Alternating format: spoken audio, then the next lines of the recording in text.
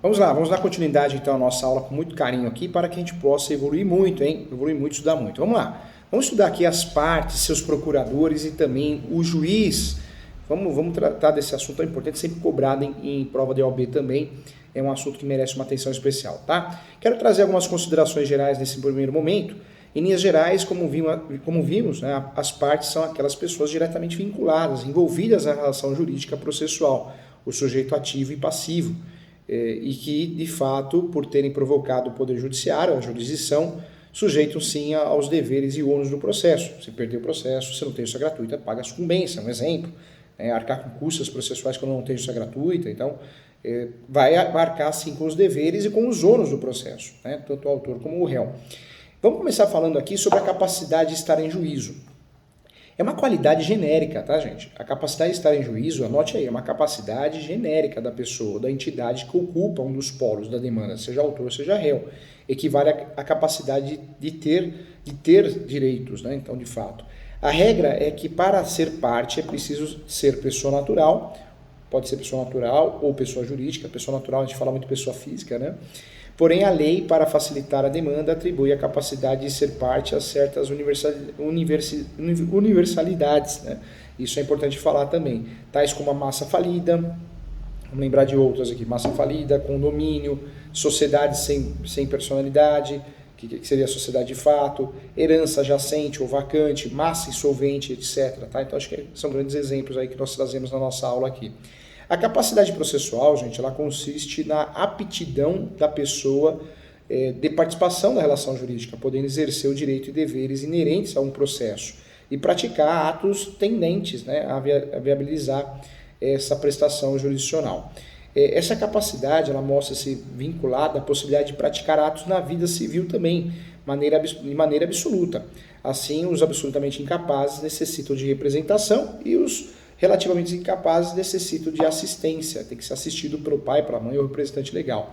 Quero trazer para você, e anota isso que é importante para a prova da OAB, que a falta de capacidade processual ou a irregularidade de sua representação não provoca imediata extinção do processo, hein? Não provoca, tá? Devendo o juiz suspendê-lo, marcando prazo razoável para ser sanado o defeito. Se o vício for regularizado, o processo prosseguirá. Se não for sanado, de fato, vai ocorrer a extinção do processo, vai ocorrer providências. Uma das providências, se a providência cabia ao autor, o juiz decretará a nulidade do processo, determinando sua regular extinção. Se a providência cabia ao réu, será ele considerado revel. E se a determinação era dirigida a um terceiro interveniente, né, interveniente ao processo, interveniência voluntária, ele será excluído do processo. Então, importante também. E se a determinação é dirigida a terceiro interveniente provocado, o juiz decretará sua revelia também. Tá? Então, é importante. Voltando nesse assunto de capacidade, a capacidade postulatória é a capacidade dos procuradores. Né? Aqui estamos falando da capacidade dos procuradores, os advogados, os defensores públicos. Os procuradores aqui qualificados como uma expressão genérica, né? Refere-se à figura de representação, então também é importante. O advogado, para pleitear em nome de outra pessoa, advogado ou advogada, precisa estar regularmente inscrito na OAB, munido de instrumento de mandato. Mandato, não mandado. Mandado é ordem judicial, mandato é procuração, tá? A procuração comum, por escrito, ou ainda assinada digitalmente, procuração eletrônica, né, baseada em certificação digital emitida por autoridade certificadora credenciada ou ainda por usuário devidamente cadastrado junto ao Poder Judiciário. O advogado pode, contudo, intentar a ação independente de procuração a fim de evitar a decadência ou prescrição do direito, mas ele tem um prazo para cumprir isso, né? Ele precisa juntar a procuração posteriormente, 15 dias, renovado por mais 15 dias. Bem como intervir no processo para praticar atos de urgência também, ele pode fazer isso, e também atuar em causa própria, tá? O mandato pode ser extinto de acordo entre as partes pela morte da parte ou do procurador ou por revogação ou renúncia. Então, ele vai ser o mandato, né, que é a representação, pela morte da parte do procurador, pela revogação ou renúncia. É importante bater um papo sobre isso. Quero falar aqui com você sobre o juiz, é isso mesmo, sobre o juiz. O juiz é quem julga. Juiz, o magistrado, ele representa o cartório, representa a vara. Quando nós falamos de juiz, o que eu quero trazer para você? O juiz ele é essencial, o juiz ou a juíza, porque ele é quem julga, mas ele também é vinculado, ele tem que julgar, mero livre convencimento, porém ele tem que fundamentar. Eu preciso sempre da fundamentação, Quando nós falamos do juiz, gente, o que eu trago de importante aqui para a prova da OAB necessário a gente estudar, né, para que a gente possa dar o devido andamento? O juiz é o personagem principal da trilogia autor, réu e juiz, porque ele julga, não que ele seja superior hierarquicamente, porque nós sabemos que o Estatuto da OAB já deixa muito claro que não tem hierarquia. Hoje o projeto topográfico de imóveis é que o juiz não fique mais naquela mesa, juiz sentado acima das partes. Por isso dá a entender que ele está acima, e não está. O novo CPC defende muito isso. As partes estamos no mesmo lugar. O advogado não é mais que o juiz não é mais que o advogado. Então é importante a mudança de layout nesse sentido nos fóruns, em virtude desse novo CPC que manifestou sim que não existe hierarquia entre juízes, mas é uma figura importante, porque ele que possui as prerrogativas, né, em razão das funções que exerce, os magistrados gozam de garantias especiais, tais como a vitalicidade, a inovabilidade e a irredutibilidade de vencimentos, de modo a garantir a sua neutralidade, imparcialidade em relação aos atos, aos julgamentos, sendo este o pressuposto essencial dotado de atividade jurisdicional. Então é importante bater um papo sobre isso. A figura do juiz ela faz a diferença sim. Em relação a impedimento e suspensão, gente, impedimento e suspensão são motivos que o juiz ou a juíza não pode dar o devido andamento, não pode julgar aquele caso específico. Então vale a pena falar que o juiz... Deixa eu ver o som aqui.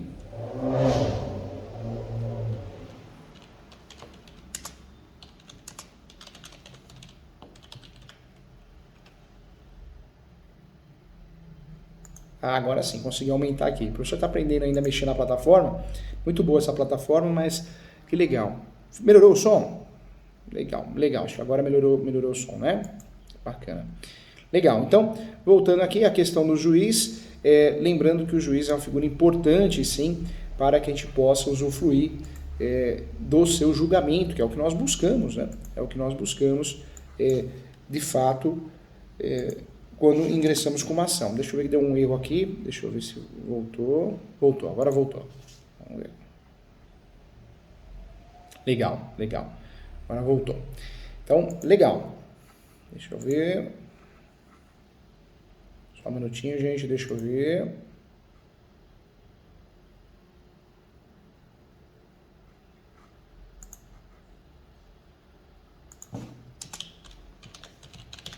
Travou aqui a tela do professor aqui, mas só um minutinho.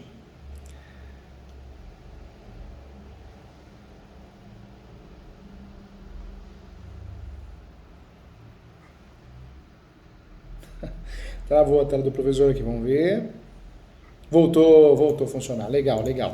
Bacana, desculpem, gente, mas travou a tela aqui, tá tentando fazer ela funcionar aqui. Legal.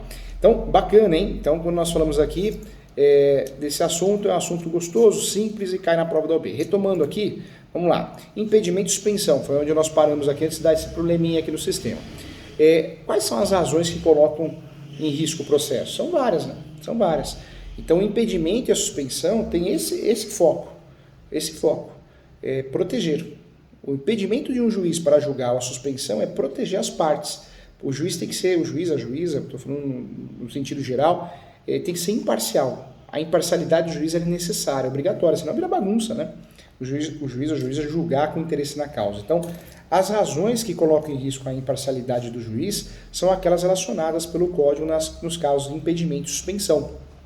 Caso incida, né, em alguma das hipóteses de impedimento e suspensão, é dever do juiz declarar impedido o suspeito, falar, opa, sou impedido, sou suspeito, e ele não vai dar o devido andamento, vai ser redistribuída a ação, vai ser redirecionada.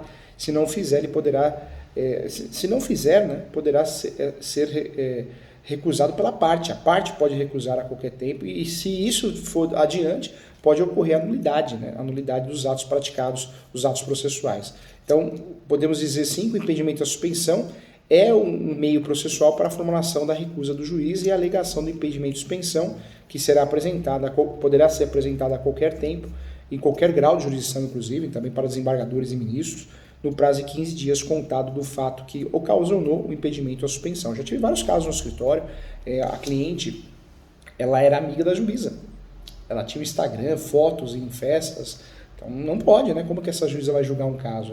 Na verdade, ela teria que ter declarado suspeita, mas não, ela não falou nada, ficou quieta, então nós tivemos que alegar isso. Então é importante, isso sempre acontece, tá? Então é importante falar sobre isso. Ao oferecer a alegação, a parte deverá especificar o motivo da recusa, né? Já apresentando desde logo, sim, se for o caso, o rol de testemunhas. O juiz, se reconhecer o impedimento ou a suspensão, remeterá os autos ao seu substituto legal, afastando o processo dela, para não dar nulidade. Caso contrário, dentro de 15 dias, fornecerá por escrito suas razões de recusa de acompanhamento de documentos e o rol de testemunhas, e se houver, ordenando em seguida a remessa dos autos ao tribunal para que possa decidir regularmente sobre esse conflito, tá? É importante deixar claro que, recebida a alegação e até que seja definitivamente julgada, o processo ficará suspenso e, se assim decidir o relator, eu estou falando de segundo grau, né? Isso eu já estou falando do Tribunal de Justiça, se o tribunal verificar que a exceção não tem fundamento legal, determinará o seu arquivamento e o juiz continuará a julgar o processo normalmente, tá bom? Então é importante. Quero entrar num assunto também importante aqui, que são os deveres e responsabilidades. Isso aparece no artigo 77 do Código de Processo Civil, o novo CPC, ou o CPC atual. São deveres das partes de todos aqueles que, de fato, de qualquer forma participam do processo, incluídos também os terceiros, tá? Então é importante trazer isso. E aí eu trago o rol desses deveres, o rol do artigo 77 do Código de Processo Civil, trago entre eles expor os fatos em juízo conforme a verdade, é um dos deveres, não formular pretensão ou apresentar defesa quando cientes de que são destituídas de fundamento, não produzir provas ou não praticar atos inúteis ou desnecessários à declaração ou à defesa do direito, cumprir com exatidão as decisões jurisdicionais de natureza provisória ou final e não criar embaraços, né, à sua efetivação, declinar também no primeiro momento, no que lhe couber, falar nos autos, né, o endereço residencial ou profissional onde receberão as intimações, atualizando essas informações sempre quando ocorrer, e não praticar inovação ilegal no estado de fato de bem ou direito litigioso, também é um dos deveres. Ainda conforme o artigo 78 do Código de Processo Civil, e vale a pena falar também, é proibido às partes e seus procuradores, os juízes, os membros do Ministério Público e Defensoria Pública e qualquer pessoa que participe do processo empregar, né, expressões ofensivas nos escritos apresentados. Então não pode ofender, e tem mesmo assim ofende, viu gente? Então não pode, mesmo tendo essa regra, então é importante. Quais são as sanções aqui que nós temos então? Vamos trabalhar também esse assunto que vale a pena, é muito importante.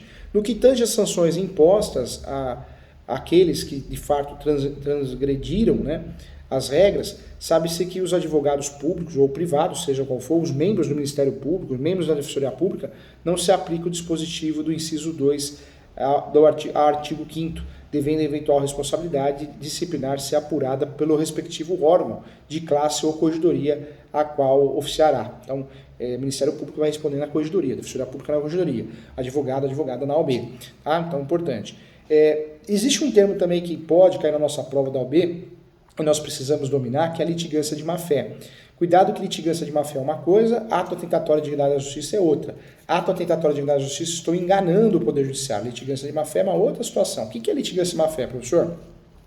Reputa-se litigância de má-fé deduzir pretensão ou defesa contra texto expresso de lei ou fato incontroverso, alterar a verdade dos fatos, usar do processo para conseguir objetivo ilegal, opuser resistência justificada ao andamento do processo, proceder de modo temerário em qualquer incidente ou ato do processo, provocar incidente manifestamente infundado, interpuser recurso com intuito manifestamente protelatório. Então, todos esses atos são os atos de litigância de má-fé, que é importante estudar também.